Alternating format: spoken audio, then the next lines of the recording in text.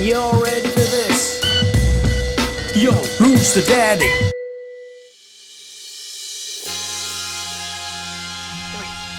1, 2, 3. No, don't kill me!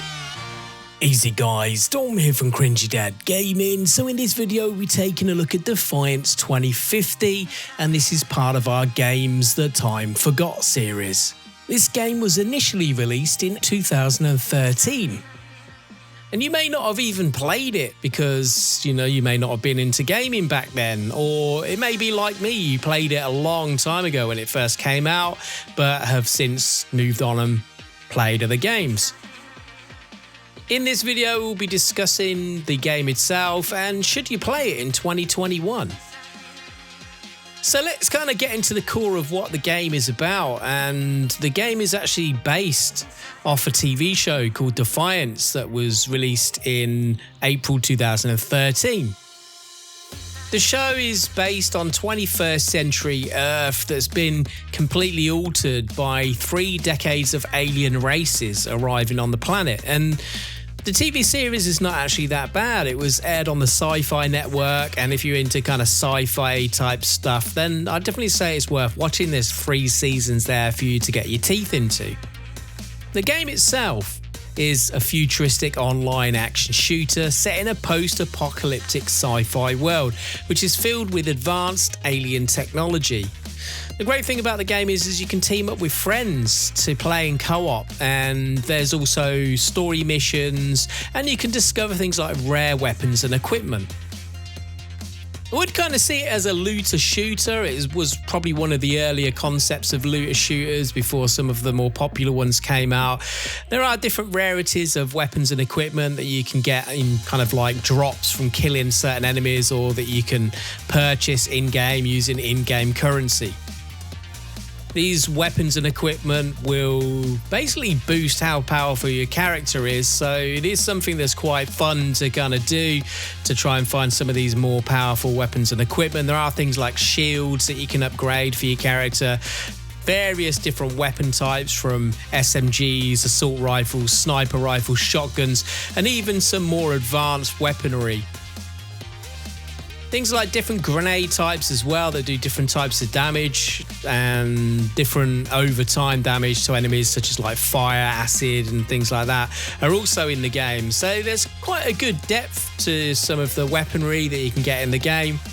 But you can also upgrade your character skills as well within a skill tree, and that'll also make your character more powerful as you progress through the game.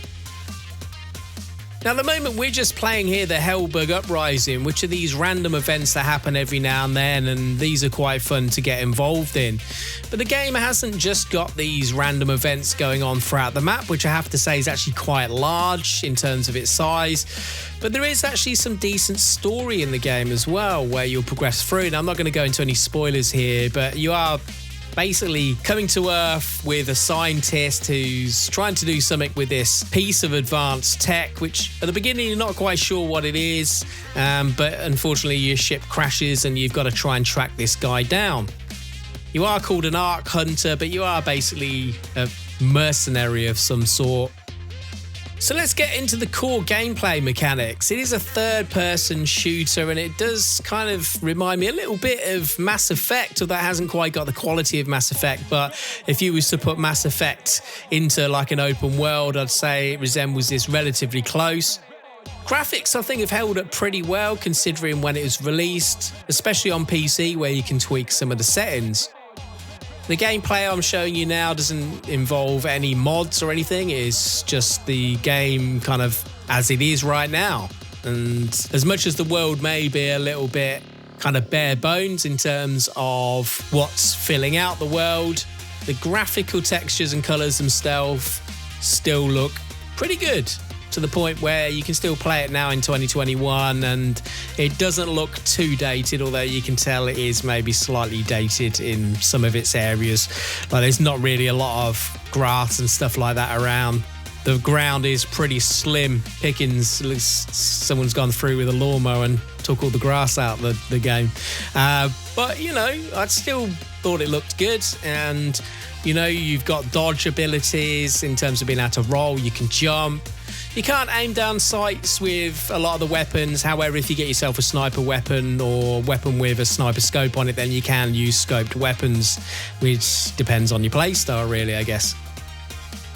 Now remember, this is a free-to-play game, so, you know, there are microtransactions in the game, but it is really optional. It's all cosmetic stuff, really, and you don't need it to actually play the game. There's no paywalls here, so you can play through the whole game without having to worry about anything stopping you, like some free-to-play games. You can only do certain things or play certain parts of it if you've paid for one of the add-on packs. So should you play this game in 2021? Yeah, definitely. I mean, if you like sci-fi shooter type games and you're a bit bored, you got nothing to lose, it's free. So I hope you guys enjoyed the video. Watch this space for more games that time forgot, and I'll catch you guys on another video. Thanks for watching.